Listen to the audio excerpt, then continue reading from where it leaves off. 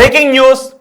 విజయశాంతి రెడ్డి తన బిడ్డలతో కలిసి బలవన్మరణానికి పాల్పడిన ఘటనకు సంబంధించిన బ్రేకింగ్ న్యూస్ ఇది. విజయశాంతి రెడ్డి తన ఇద్దరు బిడ్డలతో ఎదుగొచ్చిన ఇద్దరు బిడ్డలు, ఇంటర్మీడియట్ చదువుతున్న ఇద్దరు బిడ్డలు, ముత్యాలాంటి బిడ్డలు, అమ్మాయి అబ్బాయి, మంచి కుటుంబం, మంచి భర్త దుబాయ్లో ఉండి కుటుంబం కోసం సంపాదించడానికి దుబాయ్ వెళ్ళి అక్కడ ఉంటున్నాడు. ఆమె సాఫ్ట్వేర్గా పనిచేస్తూ ఉంది. ఇద్దరు బిడ్డలు హాస్టల్లో ఉంటున్నారు. ఇద్దరు ఇంటర్మీడియట్ చదువుతున్నారు. ఇద్దరు మంచిగా చదువుకోవాలి, ఉన్నత స్థానానికి రావాలి అని ఆరాటపడుతూ ఉన్న వాళ్ళ కుటుంబంలో ఎందుకు తల్లి మదిలో అలాంటి ఆలోచన పుట్టింది? బిడ్డలతో కలిసి ఎందుకు అనుకుంది. తెలుగు రాష్ట్రాల్లో చాలా ఎక్కువ మంది ఆలోచిస్తున్న ప్రశ్న ఇది. ఎందుకు? అదిగో చివరి ఫోటో అది. ఆమె ఆత్మహత్యకు చేసుకోవడానికి ముందు, బలవన్మరణానికి పాల్పడటానికి ముందు చల్లపల్లి స్టేషన్లో ఇద్దరు బిడ్డలతోనూ కలిసి వెళుతున్న ఫోటో అది. ఎడమ వైపున కుమార్తె, కుడివైపున కుమారుడు. ఇద్దరు ఆ సమయంలో ఏం మాట్లాడుకుంటూ వెళ్తున్నారు, ఏం చెప్పి హాస్టల్ నుంచి ఆ ఇద్దరు బిడ్డలను తీసుకొచ్చిందో, ఏం చెప్పి ఆ ఇద్దరు బిడ్డలను వేగంగా వచ్చే రైలుకి ఎదురుగా నిలిపిందో, ఇప్పుడు అందరికీ ఇదే సస్పెన్స్. చాలామంది బాధతో మాట్లాడుకుంటున్న వార్త. ఎందుకు ఆ తల్లి ఇంత అఘాయిత్యానికి పాల్పడింది, ఇంత దుర్మార్గానికి ఎందుకు పాల్పడింది? భర్తతో విభేదాలు లేవు, ఆర్థిక సమస్యలు లేవు, అయినప్పటికీ ఆ తల్లి మదిలో ఉన్న బాధ ఏంటి? ఆ తల్లి గుండెల్లో కన్న బిడ్డలను చంపుకుని తను చనిపోయే ఆవేదనకు గురి చేసే బాధ ఏంటి? ఎవరికి అందుబాటం లేదు. ఆమె రాసిన లెటర్లో కూడా బిడ్డలను తీసుకుని వెళ్ళిపోవాలనుకుంటున్నాను, ఒంటరిగా వెళ్ళాలని అనుకోవడం లేదు, వాళ్ళ చావుకి ఎవరు కారణం కాదు అని రాసింది. ఎవరి పేర్లు రాయలేదు. మరి ఎందుకు రాయలేదు? ఏంటి ఈ మరణాల వెనుకున్న సస్పెన్స్ ఏంటి? భర్తకు కూడా తెలియడం లేదు. మరి భర్తతో ఎప్పుడైనా కొట్లాడిందా అంటే అది కాదు. దుబాయ్లో ఉన్న భర్తకి ఆ బావమర్ది ఫోన్ చేశాడు, చిరంజీవి రెడ్డి ఫోన్ చేశాడు, తను చనిపోయిందని, విజయశాంతి రెడ్డి చనిపోయింది, నువ్వు అర్జెంటుగా రావాలి అని. ఆ తర్వాత కొద్దిసేపటికే పిల్లలతో కలిసి చనిపోయింది అని చెప్పడంతో ఒక్కసారిగా దుబాయ్లో ఉంటున్న ఆ తండ్రి గుండె పగిలిపోయింది. ఆవేదనతో ఇక్కడికి వచ్చాడు. ఇక్కడికి వచ్చిన తర్వాత షాక్లో ఉన్నాడు. భర్తకి అంతుపట్టడం లేదు, వాళ్ళ కుటుంబ సభ్యులకి అంతుపట్టడం లేదు. జనాలు మాట్లాడుకుంటూ ఉన్నారు. విజయశాంతి రెడ్డి ఎందుకు చనిపోయింది, విజయశాంతి రెడ్డి ఎందుకు ఇంత దారుణాన్ని కొడిగట్టింది? అంత ఎదుగొచ్చిన బిడ్డలతో మనం చాలా సందర్భాల్లో ఇంతకు ముందు చూసాం. ఆత్మహత్యలు ఎప్పుడు బాధ కలిగించేవే, మరణం బాధ కలిగించేదే. చిన్న బిడ్డలను చంపుకొని తాము కూడా బలవన్మరణానికి పాల్పడిన ఎంతోమంది తల్లులను తండ్రులను చూసాం. ఆర్థిక కారణాలతో కుటుంబం బలవన్మరణానికి పాల్పడిన ఘటనను మనం చూసాం.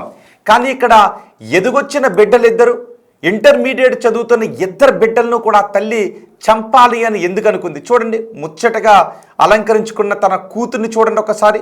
ఇలా అలంకరించుకున్న తన కూతురు ఆ సమయంలో తన కళ్ళ ముందు ఎందుకు కనిపించలేదు? తను ఎందుకు దూరం అయిపోవాలని అనుకుంది? తన బిడ్డలను కూడా ఎందుకు చంపాలని అనుకుంది?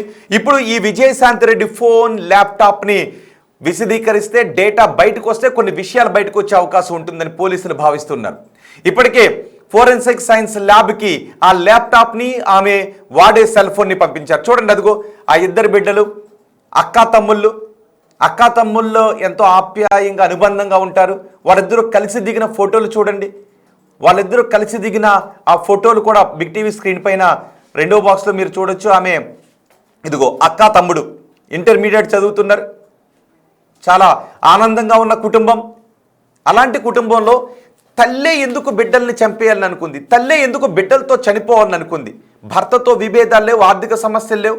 మరి బయటకు చెప్పని ఏమన్నా వేధింపులు ఏమన్నా ఉన్నాయి? ఎవరి వేధింపులైనా ఉన్నాయా అంటే అప్పుల వాళ్ళు, అలాంటి వాళ్ళు లేరు. మరి ఏంటి, ఏం జరిగింది?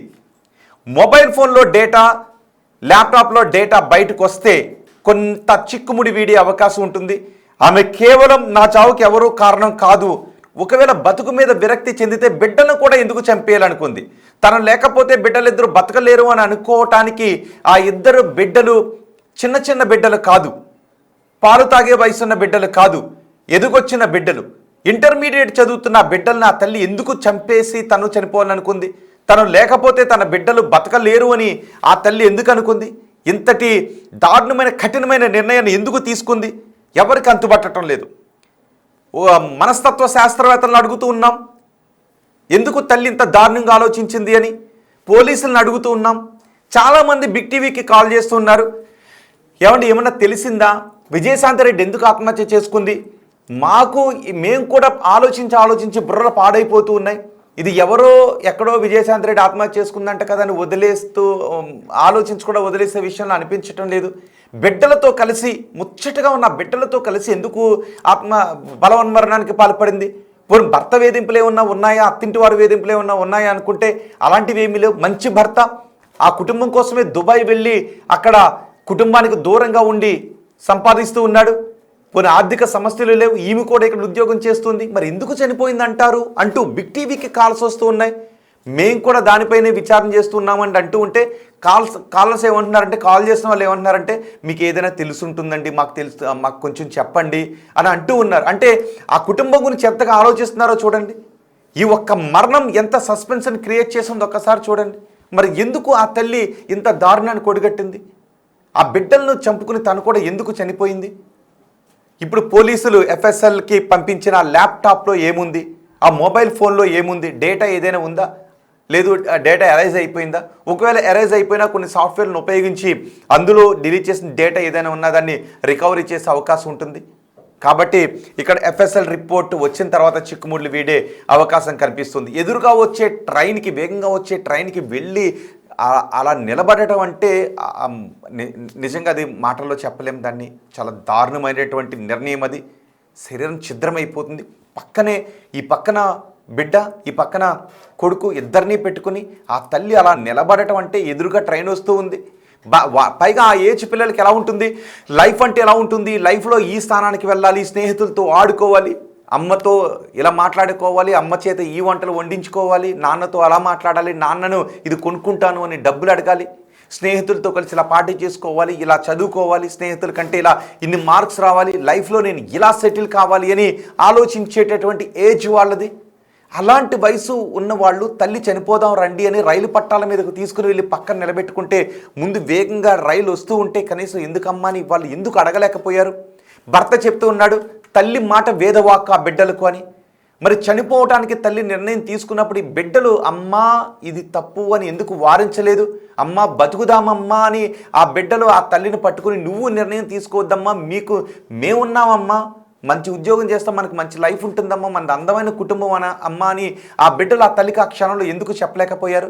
తల్లి తీసుకున్న చనిపోవాలి అనే నిర్ణయానికి ఆ ఇద్దరు బిడ్డలు ఎందుకు సై అని అన్నారు? ఎందుకు ఓకే చెప్పారు? రైలు ఎదురుగా వస్తూ ఉంటే ఆ రైలుకు తల్లి బిడ్డలు కలిసి నిలబడి మరికొద్ది సెకండ్లో తమ శరీరాలు ఛిద్రమైపోతాయి, తాము ఈ లోకాన్ని విడిచి వెళ్ళిపోతున్నాము అని ఆ వాస్తవాన్ని, భయంకరమైన వాస్తవాన్ని చూస్తూనే ఎదురుగా వచ్చే రైలుకి ఎందుకు అడ్డంగా నిలబడ్డారు? ఆ సమయంలో బిడ్డలు కూడా ఎందుకు అలాంటి నిర్ణయాన్ని తీసుకున్నారు? తల్లి నిర్ణయాన్ని ఎందుకు వాళ్ళు ఎదురు చెప్పలేకపోయారు? తల్లి మాట ఎంత వేదవాక్ అయినప్పటికీ కూడా చనిపోవాలి అని తీసుకునే నిర్ణయాన్ని ఆ ఏజ్ పిల్లలు వ్యతిరేకిస్తారు. కానీ అలాంటిది ఆ బిడ్డలు కూడా ఎందుకు నిర్ణయాన్ని తీసుకున్నారు? తల్లి చనిపోదామని చెప్తే ఎందుకు చనిపోవాలమ్మా మనం అని ఆ బిడ్డలు ఎందుకు అడగలేకపోయారు? ఇవన్నీ కూడా డౌట్స్ వస్తూ ఉన్నాయి. వీటన్నిటికీ మరి ఎఫ్ఎస్ఎల్ అధికారుల దగ్గర ల్యాబ్లో ఉన్న ఆ ఫోన్ ఆర్ ల్యాప్టాప్ ఏదైనా సమాధానం చెబుతుందా, లేదా ఈ మరణాలు ఎప్పటికీ ఇలా శాశ్వత రహస్యంగానే ఉండిపోతాయా? ఏం జరుగుతుందో చూద్దాం. ఈ ఘటన జరిగిన తర్వాత రైల్వే డిఎస్పీ బిగ్ టీవీతో మాట్లాడారు. ఆయన ఏం మాట్లాడారు, విజయశాంతి కుటుంబ సభ్యులు ఏం మాట్లాడారు చూద్దాం. మీకు తెలుసా, వాళ్ళు వెళ్ళేటప్పుడు వాళ్ళ కారులోనే వెళ్ళారు. కారుని అక్కడ ఆపి ఆ తర్వాత బలవన్మరణానికి పాల్పడ్డారు. ఇప్పుడు ఆ కారును కూడా కుటుంబ సభ్యులకి ఇచ్చేశారు. పోలీసులకే అంతు పట్టడం లేదు, పోలీసులే తలలు పట్టుకుంటూ ఉన్నారు ఈ రహస్యాన్ని ఛేదించాలి అని. తెలుగు రాష్ట్రాల ప్రజలు అనుకుంటూ ఉన్నారు, ఏంటి వీటి వెనుకున్న రహస్యం ఏంటి, ఏం జరిగింది అని. సో ఒకసారి డిఎస్పీ ఏం మాట్లాడారో చూద్దాం. మీకేమనిపిస్తుందో మీ అభిప్రాయం ఒకసారి కమెంట్ బాక్స్లో తెలియచేయండి. గత నెల 30వ తేదీన తన పిల్లలతో కలిసి ఆత్మహత్య చేసుకున్నటువంటి విజయశాంతి రెడ్డి కేసు దర్యాప్తు అయితే కొనసాగుతూ ఉంది. ఈ దర్యాప్తుకు సంబంధించి రైల్వే డివిజన్ డిఎస్పీ జావేద్ ఉన్నారు, ఒకసారి మాట్లాడదాం. సార్, కేసు దర్యాప్తు కొనసాగుతూ ఉంది ఒక పక్క, మరోపక్క సోషల్ మీడియాలో ఒక వార్త వైరల్ అవుతూ ఉంది. తన పెంపుడు కుక్క చనిపోవడంతో ఇదంతా తీసుకోలేక విజయశాంతి రెడ్డి ఆత్మహత్య చేసుకున్నారంటూ కూడా సోషల్ మీడియాలో పెద్ద ఎత్తున వార్తలు వైరల్ అవుతున్నాయి సార్. సోషల్ మీడియాలో వాళ్ళకు ఇన్ఫర్మేషన్ వస్తుంది, ఎవరు చెప్తున్నారు మాకు అయితే తెలియదు. ఈ విషయంలో కూడా మేము విజయరెడ్డి మదర్తో మాట్లాడినాం, వాళ్ళ బ్రదర్తో కూడా మాట్లాడినాం, అలాంటి ఏం లేదు అంటున్నారు. సార్, ఇది ఎఫ్ఎస్ఎల్ రిపోర్ట్ ఎప్పుడు వస్తుంది సార్? వస్తుందండి, అది సైబర్ క్రైమ్లో అది టైం పడుతుంది. అది మొత్తం అనాలిసిస్ చేయాలంటే కాల్ డీటెయిల్స్ తీయాలి, దానికి అనాలిసిస్ చేయాలి, మళ్ళీ ఈమెయిల్స్ తీయాలంటే కొంచెం టైం పడుతుంది, అది చేస్తున్నాము. సార్ అంటే అంత చదువుకున్న వ్యక్తి సాఫ్ట్వేర్ కంపెనీలో టీమ్ లీడ్గా పనిచేస్తూ ఉంది. తన కింద ఒక 12 మందిని అంటే లీడ్ చేస్తూ పనిచేస్తున్నటువంటి వ్యక్తి ఇంతటి ఘాతుకానికి పాల్పడడం, అది కూడా తన పిల్లల్ని తీసుకెళ్లడం వెనుక బలమైనటువంటి కారణాలు ఏమైనా ఉండొచ్చు అంటారా? ఏ కారణం లేకుంటే అంత ఎక్స్ట్రీమ్ స్టెప్ అయితే తీసుకోరు, కానీ కారణాలు ఏమున్నాయి అనేది మనకు ఎలాంటి వస్తలేవు. అది వాళ్ళ పేరెంట్స్ దగ్గర నుంచి, లేకుంటే ఇన్లాస్ గురించి, లేకుంటే వాళ్ళ గ్రూప్ మెంబర్స్ గురించి లోకల్ కూడా ఎంక్వైరీ చేస్తున్నాం. ఎలాంటి స్పెసిఫిక్ రీజన్ దీనివల్ల ఈమె ఇంత ఎక్స్ట్రీమ్ స్టెప్ తీసుకుంది అని ఇంతవరకు అయితే ఎస్టాబ్లిష్ కాలేదండి. మేము వర్కౌట్ చేస్తున్నాం. మరి ఇప్పుడు 31వ తారీఖు తన భర్త పుట్టినరోజు ఉంది, కానీ ఆ పుట్టినరోజుకు ముందే ఈవిడ తన పిల్లలతో కలిసి రైలు కింద పడి సూసైడ్ చేసుకుంది. ఒక పక్క భర్త కూడా మాకు ఎలాంటి గొడవలు లేవంటా ఉన్నారు, అత్తమామలతోని బాగానే ఉందని చెప్తా ఉన్నారు. విజయశాంతి రెడ్డి తల్లి కూడా తనంతటి పిరికిది కాదు, అసలు ఎట్లా ధైర్యం వచ్చిందని చెప్పేసి కూడా మాట్లాడుతూ ఉన్నారు సార్. అయితే వాళ్ళ భర్త దుబాయ్లో, షార్జాలో పని చేస్తాడు. 28th జనవరిలో వాళ్ళ మ్యారేజ్ యానివర్సరీ ఉంది. ఆ రోజు వీళ్ళు మాట్లాడుకున్నారు, విష్ చేసుకున్నారు. దానికంటే ఒక రోజు ముందు అమ్మాయి కూడా మాట్లాడింది. ఆ రోజు కూడా అది ఎర్లీ మార్నింగ్ కదా, 31st, అది ఎర్లీ మార్నింగ్. అది ఆయన దాని గురించి వెయిట్ చేస్తున్నాడంట. ఇంతవరకు ఎందుకు ఫోన్ రాలేదు అని వెయిట్ చేస్తున్నాడు భర్త అక్కడ, ఆ ఫోన్ గురించి అని. రాత్రి ఈ ఇన్సిడెంట్ అయిపోయింది. అంటే ఇప్పటి వరకు ఈ కేసులో ఉన్నటువంటి పూర్వాపరాలన్నీ పరిశీలించిన తర్వాత దర్యాప్తు కొలుక్కి వచ్చింది అనుకోవచ్చు? ఇంకా కాదు, ఇంకా డీప్గా ప్రూవ్ చేయాల్సిన ఉంది.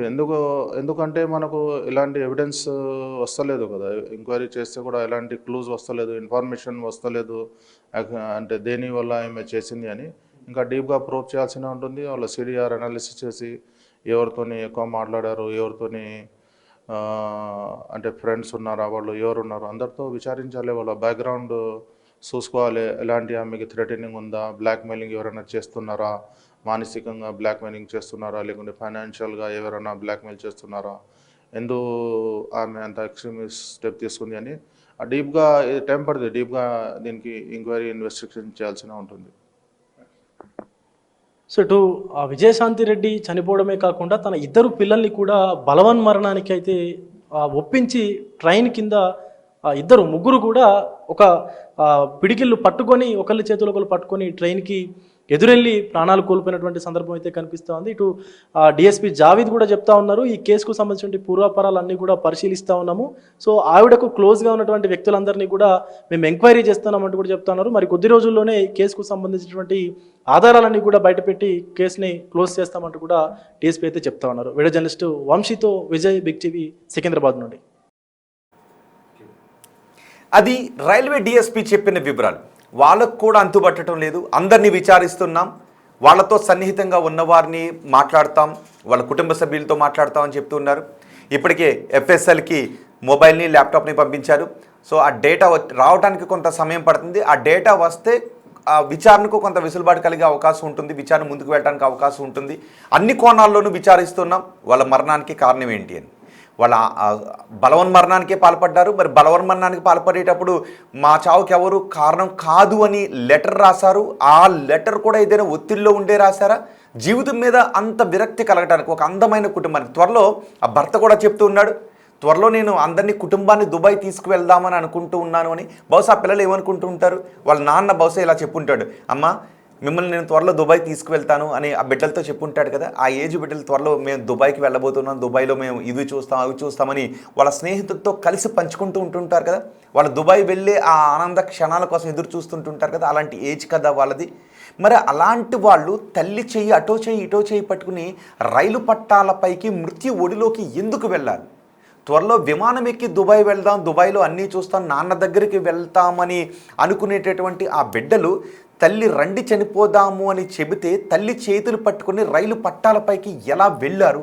ఎదురొచ్చి ఆ రైలుకి కనీసం భయం లేకుండా సౌండ్ దగ్గరయ్యే కొద్దీ వాళ్ళు కళ్ళు మూసుకొని ఎలా ఉండగలిగారు అక్కడ? రైలుని చూస్తే ఎలా ఉండగలిగారు అక్కడ?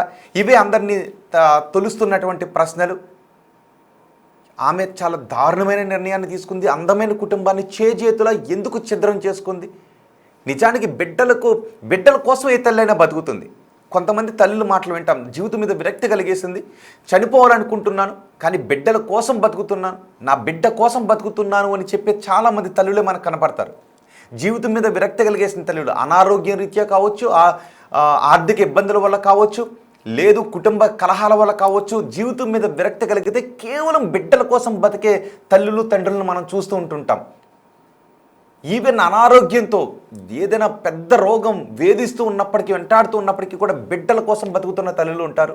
కానీ మరి ఈ తల్లికి ఏ కష్టం వచ్చిందని బిడ్డలను కూడా చంపేసుకుంది.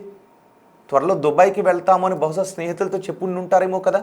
అదిగో చూడండి ఒకసారి, ఆ సూటు బూటు వేసుకొని ఆ బైక్ దగ్గర ఆ బిడ్డ ఎలా నిలబడి ఉన్నాడో, అదిగో ఆ పాప చూడండి నవ్వుతూ ఎలా నిలబడి ఉందో, అక్క తమ్ముళ్ళు ఇద్దరు ఎలా ఆడుకుంటూ ఉన్నారో చూడండి ఒకసారి. ఎంత అందమైన కుటుంబం కదా. మరి ఎందుకమ్మా విజయశాంతి రెడ్డి ఇంత నిర్ణయం తీసుకున్నావు?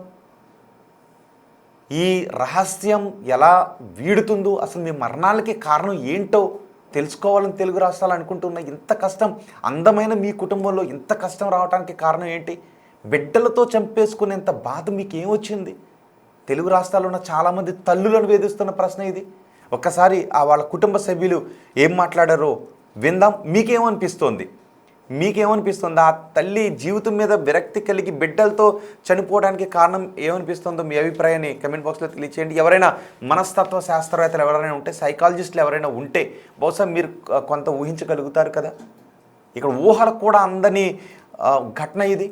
సో ఎవరైనా సైకాలజిస్టులు ఎవరైనా ఉంటే మీ అభిప్రాయాన్ని తెలియజేసే ప్రయత్నం చేయండి. బిగ్ టీవీ కూడా సైకాలజిస్టులతో మాట్లాడే ప్రయత్నం చేస్తుంది. ఎందుకంటే మాకు వస్తున్న కాల్స్ కూడా అలా ఉన్నాయి.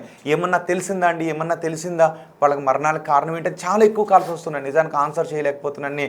కాల్స్ ఇంతకుముందు మా నెంబర్ డిస్ప్లే చేస్తాం కాబట్టి ఆ నెంబర్కి కాల్ చేస్తూ ఉన్నారు. సో ఎవరైనా సైకాలజిస్టులు ఎవరైనా ఉంటే మీరు కమెంట్ చేసే ప్రయత్నం చేయండి. ఒకసారి కుటుంబ సభ్యులతో మనం కుటుంబ సభ్యులు బిగ్ టీవీతో మాట్లాడారు, వాళ్ళు ఏం మాట్లాడారు చూద్దాం. సో ట్రైన్ ఘటన ఏదైతే ఉందో నిజంగా అందరినీ కూడా కలిచివేస్తుంది. ముఖ్యంగా తను సూసైడ్ చేసుకోవడానికి గల రీజన్స్ ఏంటి, పిల్లల్ని ఏమని చెప్పి ప్రేరేపించింది, ఏమని చెప్పి ఒప్పించింది అన్న దానిపైన చాలా ప్రశ్నలు ఈరోజు బయటపడుతున్న పరిస్థితి కనిపిస్తోంది. అయితే మేడం వాళ్ళ భర్త మనతో పాటు ఉన్నారు.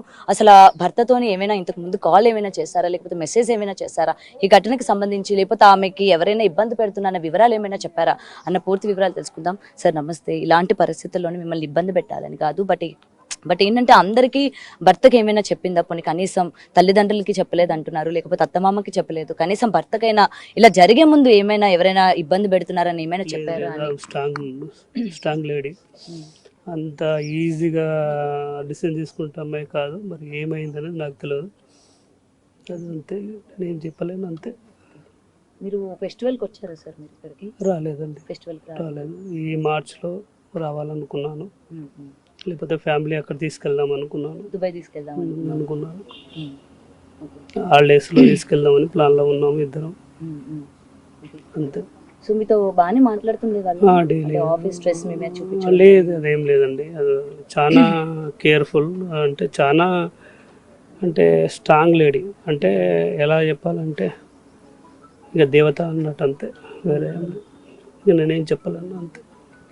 సో అంటే సార్ ఇప్పుడు అంటే నార్మల్గా మీ దగ్గర మీకు ఎటువంటి మెసేజ్ కానీ లాస్ట్ మీరు ఎప్పుడు మాట్లాడారు ఆమెతో ఫోన్? 29th మాట్లాడారు. అంటే మధ్యలో గ్యాప్ వచ్చింది? లేదు, డైలీ మాట్లాడుతుంటే 8th పాప అండ్ ఇద్దరు మాట్లాడారు. మళ్ళీ 29 నేను మాట్లాడాను. 30 రోజు కాల్ చేశాను కానీ ఆఫీస్కి వెళ్ళింది అన్నారు. అందుకే నేను ఆఫీస్కి వెళ్తే కాల్ చేయను, ఎందుకంటే బిజీలో ఉంటుంది. సో 30 రోజు మీరు కాల్ చేస్తారు కానీ మాట్లాడలేదు. ఓకే, తర్వాత ఆవిడ ఆఫీస్ అయిపోయిన తర్వాత ఏమైనా మాట్లాడారా? లేదండి, ఏం మాట్లాడలేదు. ఓకే, సో అసలు ఇలాంటి సిచ్యువేషన్ మీరు అంటున్నారు చాలా స్ట్రాంగ్ లేడీ అని చెప్తూ ఉన్నారు. ఎందుకంటే మీరు దూరంగా ఉన్న పిల్లలిద్దరిని కూడా ఆవిడ ఎంతో డేరింగ్ అండ్ డాషింగ్గా బ్రేవ్గా ఆవిడ పెంచుకుంటూ వస్తూ ఉన్నారు. మరి ఇంత ఘోరమైన డెసిషన్ మీరు ఇప్పటికీ ఆ వీడియో చూసే ఉంటారు. ఆవిడ ఎంత అంటే ఇంకా నేను ఇంకా ఏం చూడలేదండి. నాకు మొత్తం మైండ్ బ్లాక్లో ఉంది. నేను అదొక కళలాగానే అనిపిస్తున్నది అది. ఇంతవరకు ఇంకా కళలాగానే అనిపిస్తున్నది. ఏం జరిగింది అనేది ఇంతవరకు ఎంతలో. వాళ్ళ మదర్తో మాట్లాడారా మీరు? అందరితో మాట్లాడారు. ఓకే, సో అంటే పిల్లలు ఏమైనా మాట్లాడారా మీతో? 28th రోజు పాప మాట్లాడింది. ఎగ్జామ్స్ కోసం వచ్చింది. డాడీ ఈసారి ఐఐటి కంపల్సరీ కొట్టేస్తాడు డాడీ అని తల్లి అండి, అంతే. లాస్ట్ కాల్ అది. సో దాని తర్వాత మళ్ళీ మీరు మాట్లాడాల? హాస్టల్కి వెళ్ళిపోయింది అమ్మాయి ఇద్దరు. సో హాస్టల్ నుంచి ఇలా తీసుకొస్తున్నా అన్న విషయం కూడా మీకు తెలియదు? తెలియదు. కనీసం ఇంట్లో తల్లికైనా తెలుసా? అది నాకు తెలియదు. అది కూడా మీకు తెలియదు. సో పోలీసులు ఏమడిగారు మిమ్మల్ని? అంటే పోలీసులు మిమ్మల్ని విచారించారా? నేను ఎయిర్పోర్ట్కి వస్తున్నప్పుడు కాల్ చేశారు, అడిగారు కాల్ ఏమైనా చేశారా అని. లేదు చేయలేదు, అమ్మాయి చేయలేదు అని చెప్పాను అంతే. అంతే. ఓకే. సో ఇది ప్రెసెంట్ సార్ అయితే ఎప్పుడు అంటే మంచిగానే ఉండేవాళ్ళం అని చెప్తున్నారు.